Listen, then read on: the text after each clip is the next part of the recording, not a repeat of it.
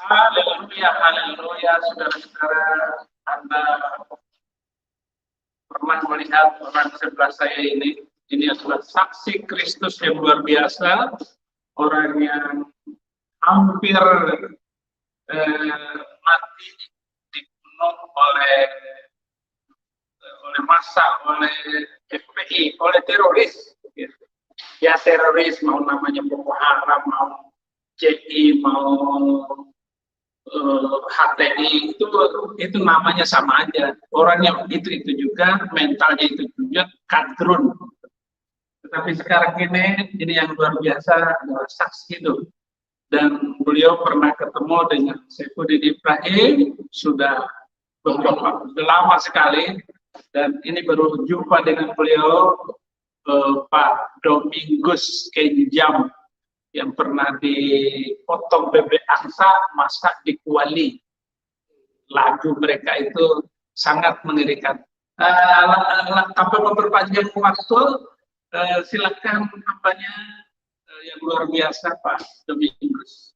Baik, terima kasih. Saya bersyukur bisa bertemu ya untuk bersaksi, untuk menguatkan siapa saja yang mau dengar kesaksian ini. Saya kena percaya bahwa itu campur tangan Tuhan untuk membuat dia mencari Tuhan dengan sungguh-sungguh.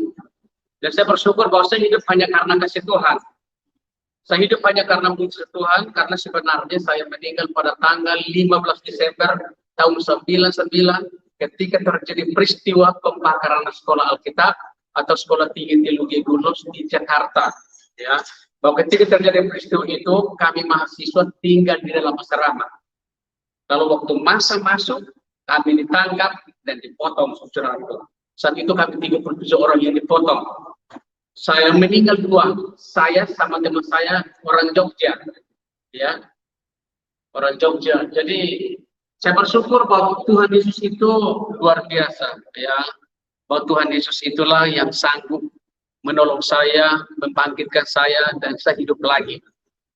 Kalau di dalam Kristen, bahwa kita lihat dalam Injil bahwa Lazarus itu dibangkitkan pada tahun 2000 yang lalu, tapi tahun 99 Tuhan Yesus membangkitkan saya dan saya hidup lagi. Kenapa saya katakan demikian?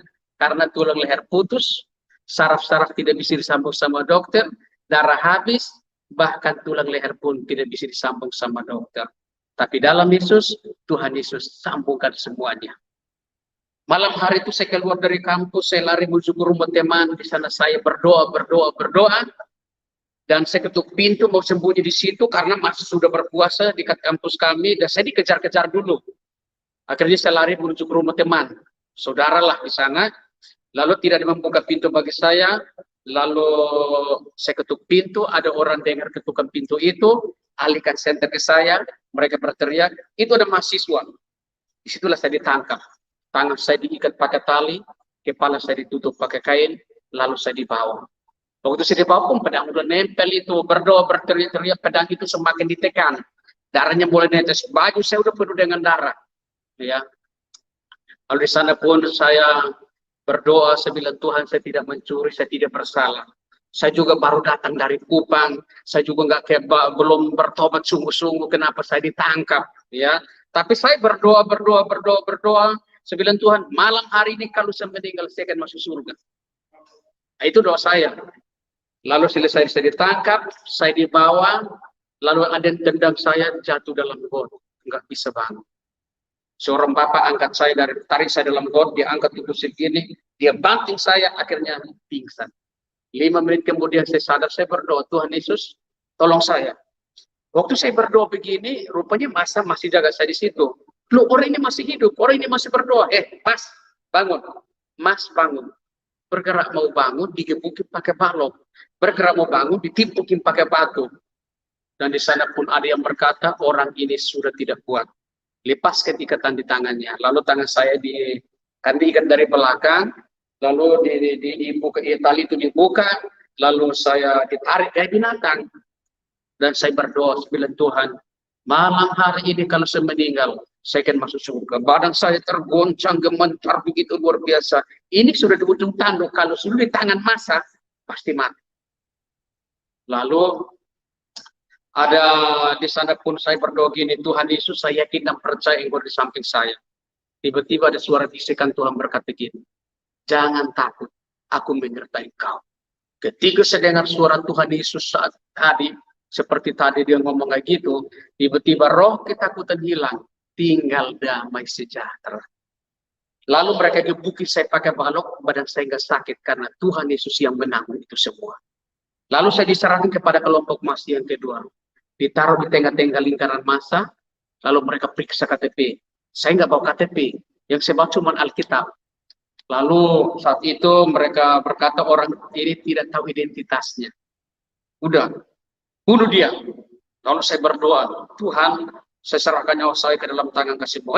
Jangan potong dulu, jangan potong, ada yang nggak ada, jangan potong dulu. Buka kain. Lalu kasih bangun saya, buka kain lagi kayak gitu, saya buka mata. Ada seorang bapak di samping kiri, di sana ada seorang polisi juga, dia sendiri mungkin dia takut terhadap massa. Lalu di sana pun mereka senter dari kaki sampai wajah saya, mereka berkata, ini mahasiswa, ini orang dalam, ini orang luar pulau, bunuh dia. Lalu saya tunduk kepala dan berdoa. Selesai berdoa, buka mata, seorang bapak datang dari samping kiri, dia memberikan dua pertanyaan.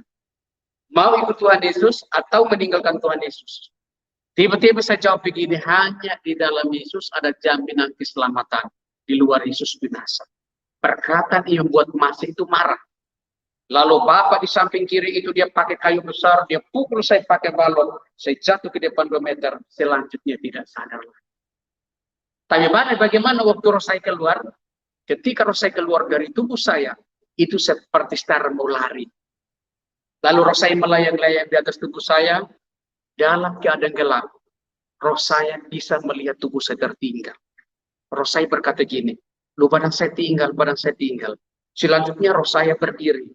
Ketika roh saya berdiri, itu melayang-layang. Ini mau kemana? Di alam roh itu gelapnya luar biasa. Di alam roh itu tidak ada suara apa-apa dalam sana. Di alam roh itu hening. Gelap, mau kemana? Satu saat kalau saudara meninggal, sampai di sana kalau gelap, saudara mau kemana? Ya. Akhirnya saat itu saudaraku, lalu roh saya berkata gini, Tuhan Yesus mau kemana? Ketika sebut Tuhan Yesus, 5 malaikat ada di samping kanan roh saya. Ketika 5 malaikat hadir, sekitar 2 meter dari roh saya, lalu di situ roh saya berkata gini, Tuhan Yesus, ini malaikat yang terbaik, pasti membawa roh saya ke jalan yang benar. Baru ngomong kayak gini, tiba-tiba 5 malaikat ini mereka komunikasi, selesai komunikasi, roh saya juga tidak mengerti dengan bahasa apa yang mereka pakai. Lalu selesai komunikasi itu salah satu malaikat keluarin tangan putih panjang, dia pegang di tangan sebelah kanan roh saya. Saya ditarik masuk dalam terang itu. Perpindahan dari dalam gelap yang melayang-layang menuju ke dalam terang ajaib Tuhan sudah injak sesuatu. Ternyata orang kalau percaya Yesus matinya enak. Karena di balik kematian ada kehidupan. Lalu kita pikir lipat tangan terakhir begini, kita berpikir, tiba-tiba udah masuk surga. Ya tidak akan seperti itu. Waktu roh saya keluar juga ini, mau kemana? Ya, akhirnya roh saya tiba-tiba sebut, Tuhan Yesus mau kemana? Baru ada 5 malaikat datang. Nah kalau masa hidup saya nggak kenal Yesus, waktu saya meninggal, roh saya keluar, mau sebut siapa?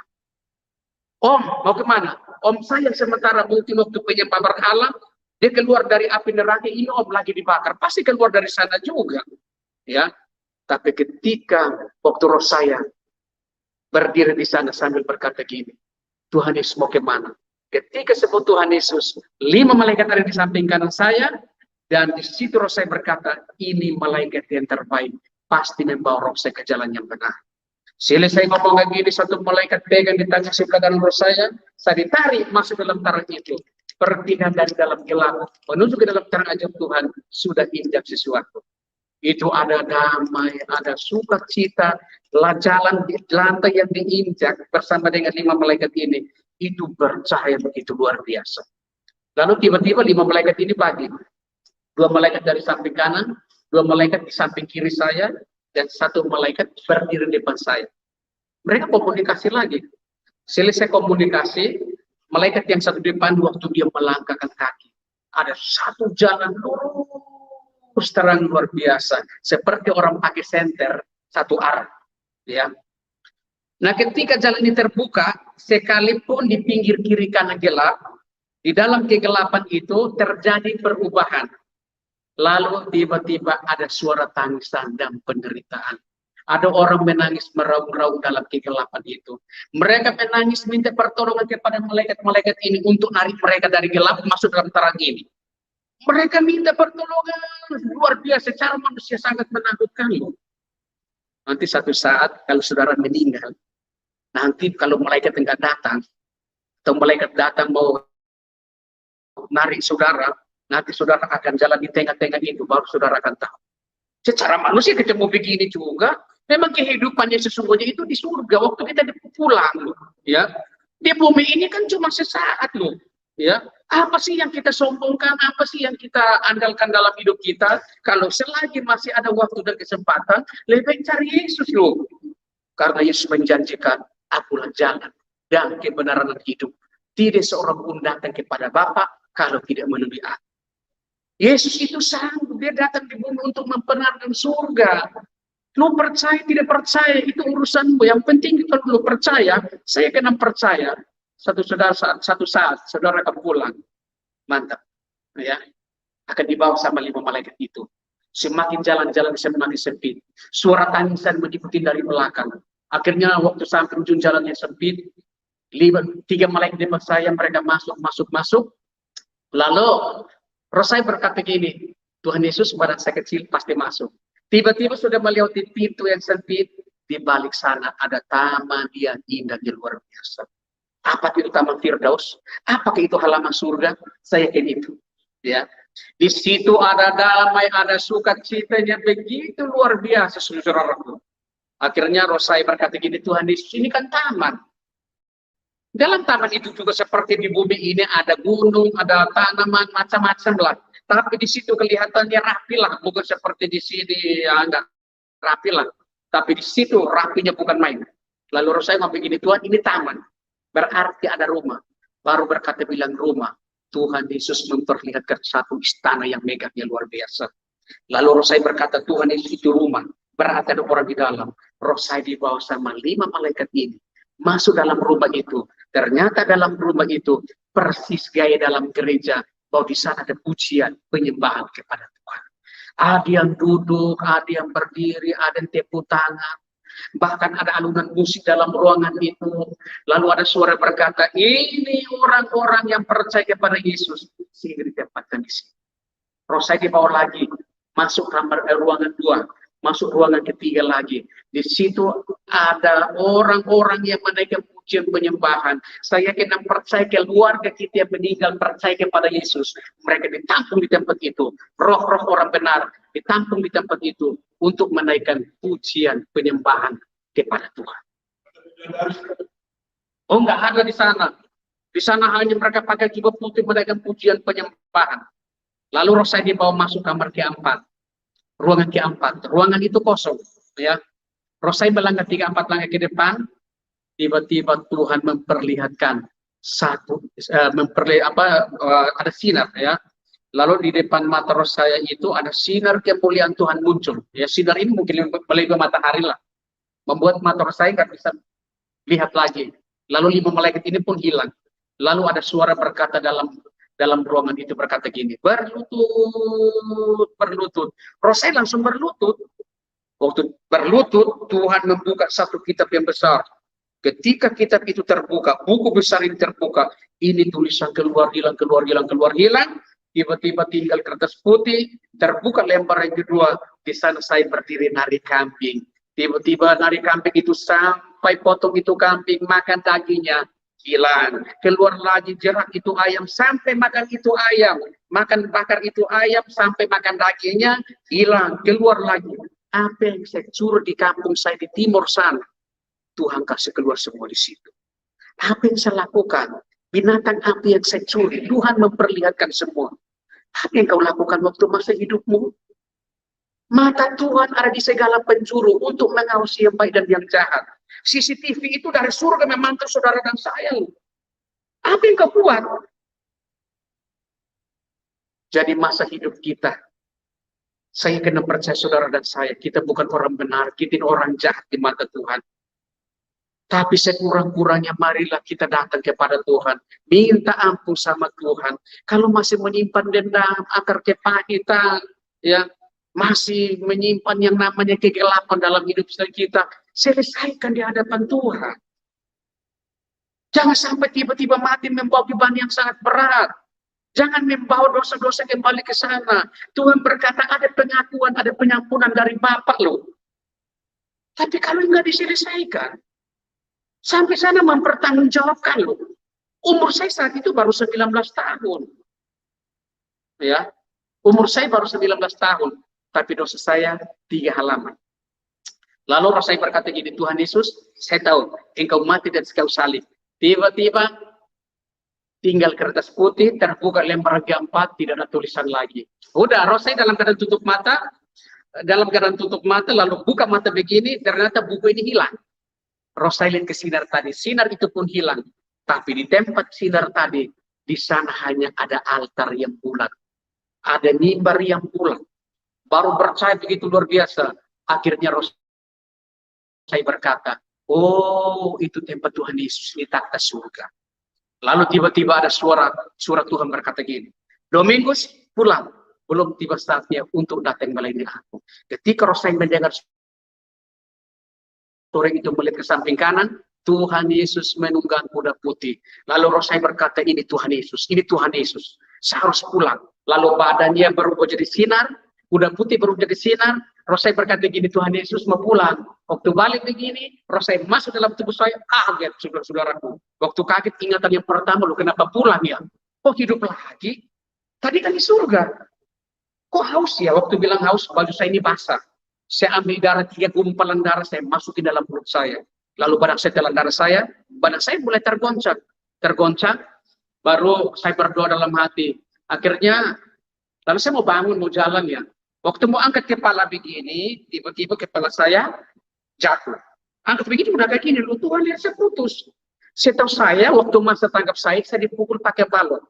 Tapi waktu sadar, kok angkat kepala gini, udah putus. Yang pegang cuma depan sini. Akhirnya saya berteriak, tolong! Suara nggak keluar dari mulut. Suara keluar dari sini. Krrr, tolong! Krrr, gitu ya. Akhirnya, saya berdoa dalam hati, ada yang datang angkat saya kayak binatang, dibawa ke jalan raya. Sampai di jalan raya, ini ada foto ya, sampai di jalan raya periksa KTP tidak ada. Mereka berkata, orang ini sudah meninggal, udah bawa ke rumah sakit yang dekat. Nah, ini foto kalau saudara lihat, ini saya diangkat jam 3 pagi. Saya dibunuh jam 10 malam, jam 3 pagi baru ditemukan. Ya, lalu ditaruh di pinggir aspal. Nah, ini. Lalu saya ditaruh di pinggir aspal nih. Nah, saudara boleh lihat. Ini dapat dari wartawan SCTV. Ya. Nah ini. Serem ya. Ini foto saya di pinggir aspal. Lalu dibawa ke rumah sakit UKI. Sampai rumah sakit UKI, dokter sarafnya berkata ini 2 kemungkinan. Mati kalau hidup cacat seumur hidup. Karena yang pertama tulang leher tidak bisa disambung. Yang kedua saraf-saraf tidak bisa disambung. Yang ketiga cairan otak udah keluar. Yang keempat darah habis. Dokter cuma jahit kulit, tidak kasih bius, tidak kasih donor darah. 4 hari kemudian meninggal lagi dalam ruang ICU. Ya, akhirnya dokter berkata Domingus meninggal. Bawa dia ke ruang mayat. Keluarga saya berkata jangan, cari kamar yang lain. Pimpinan kami berkata jangan. Dalam Yesus ada kebangkitan. Orang mati bisa dibangkitkan. Mereka berdoa. Ketika mereka berdoa, roh saya udah pergi ke alam roh, bertemu dengan Tuhan Yesus. Tuhan Yesus berteriak, balik! Roh saya balik lagi ke rumah sakit itu. Sampai di sana, roh saya berdepan pintu kamar. Ada orang buka pintu, roh saya menuju ke tempat tidur. Roh saya melihat perawat mereka pakai alat pemacu jantung. Cuk, gas setrika 2 itu, taruh di dada gitu. Tup, tup gitu. Roh saya sambil kayak gini. Ketika mereka angkat alat itu, roh saya masuk dalam tubuh saya, kaget. Waktu kaget, leher saya bunyi, kruk. Akhirnya saya bilang, suster, coba buka ikatan ini. Ketika suster buka ikatan di leher saya sudah tersambung. Ketika suster buka ikatan di leher saya ini, itu lapar setengah mati. Ya, itu sudah lapar setengah mati. Akhirnya minta makan, saya makan, turun jalan-jalan sampai pagi. Besoknya ketemu sama dokter, dokternya kaget, loh Domingus hidup. dokter saya mau pulang. Hah? Kamu ada keluarga? Saya bilang nggak ada keluarga. Akhirnya dokter berkata, anak ini kalau dihidup pasti lumpuh total. Anak ini kalau dihidup tidak mungkin berbicara. Mungkin jadi bego-bego. Tapi sampai detik ini tidak ada bego-bego. Sampai detik ini tidak ada lumpuh dalam hidup saya. Karena Yesus sanggup menyatakan kuasa mujizatnya. Dalam Yesus tidak ada yang mustahil. Dia sanggup memberi yang terbaik. Kalau engkau percaya, ketika engkau sakit, panggil Yesus. Dia akan datang. Dia akan sembuhkan saudara dan saya. Dia ahli yang hidup. Dia Yesus yang hidup. Ketika engkau panggil namanya, disitulah engkau akan bertemu sama dia. Dia Bapa yang penuh kasih. Bapa yang penuh dengan mujizat. Ketika kita panggil dia, mujizat Allah, mujizat dari Tuhan Yesus dinyatakan dalam hidup kita. Ini masih ada leher nih. Ini masih ada bekasnya. Ya, nah ini nih. Sampai pilih. Ya. Nah ini. Leher beliau putus. Ini mujizat Tuhan luar biasa. Kau percaya Tuhan Yesus akan nolong saudara? Ada amin? Amin. Ya. Inilah yang saya bagikan. Biarlah andalkan Tuhan dalam hidupmu. Cari dia. Ya. Dari hatimu aja lah. Kita nggak paksa orang kok. Lu cari dia, pasti enggak mujizat. Hidupmu diberkati sama dia. Ya. Jadi biarlah ini menjadi kekuatan buat saudara. Saya juga punya buku. Ya. Ini ada bukunya. Ya. Mau dapat lebih, ini juga ada bukunya. Saya bikin buku juga. Bangkit dari Kematian. Bangkit dari Kematian. Ini boleh hubungi channel ini untuk mendapatkan buku ini. Berapa harganya? Kalau luar kota 50, dalam 50 kota. Jawa 40. Ya, bayar 100.000 juga nggak rugi untuk pelayanan beliau. Untuk pelayanan beliau silakan hubungi channel ini. Nanti saya akan dapat buku ini untuk dikirimkan kepada saudara. Ongkos kirimnya paling 10.000 juga. Oke, baik, saudara-saudara yang luar biasa, kesaksian dari seorang hamba Tuhan, dan sekarang beliau bisa keliling dunia karena dibangkitkan dari kematian. Waktu itu berarti 12 tahun yang lalu beliau disembelih sama, sudah berapa? Oh, berarti sudah 20 tahun ya? 22 tahun sudah kisah beliau ini, kisah yang luar biasa, dan kita berdoa karena beliau melayani di mana-mana, bahkan ke luar negeri, juga bersaksi di Eropa, di Amerika, diundang di mana-mana karena disembelih sama FPI. Iya, ada lagi gambarnya? Yang meninggal. Ini ada teman yang meninggal dari Jogja. Itu luar biasa ini, saudara-saudara. Ini ya, waduh, nggak berani saya tampakkan lagi. Nah, salah satu mahasiswa yang hidup adalah Pak Domingus Kenjam ini, dari Pak STT Doulos, pimpinan Bapak Pendeta Royandi Hutasoid. Dan saya kenal juga beliau di dalam pelayanan-pelayanan, dan kemana-kemana kita pergi dan memberitakan Injil bersama. Ya, saya ya jangan sampai disembelih kayak begitu. Gitu. Ya, kalau disembelih ya mungkin kekuatan saya langsung innalillahi wa inna ilaihi rajiun, mati. Gitu. Tetapi kita lihat bagaimana mujizat Tuhan membangkitkan orang yang sudah mati untuk hidup dan bersaksi di mana-mana. Terima kasih saudara-saudara, sudah cukup waktu dan kami ketemu di Semarang ini, dan karena beliau juga saya dihubungi agar khutbah di gereja tadi. Gereja tadi GBI Semarang itu senang sekali Pendeta Saifuddin Ibrahim bisa khutbah. Haleluya, Tuhan bersyukur untuk ini semuanya. Dan terima kasih untuk semua penonton, para pemirsa channel Saifuddin Ibrahim, channel yang paling update di seluruh seluruh Indonesia. Haleluya. Tuhan Yesus